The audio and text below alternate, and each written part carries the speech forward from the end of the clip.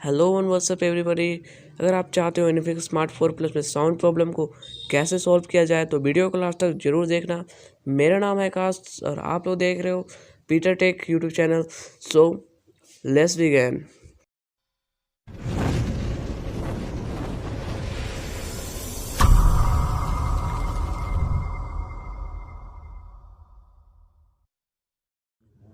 तो सबसे पहले आपको अपने फ़ोन के सेटिंग में चले जाना है। सेटिंग में जाने के बाद आपको नीचे जाने हैं, साउंड एंड वाइब्रेशन का एक ऑप्शन आ जाएगा, इसे क्लिक करना है। फिर नीचे स्क्रॉल डाउन करना है। स्क्रॉल डाउन करने के बाद आपको आ जाएगा ये साउंड इंचैटमेंट का ऑप्शन।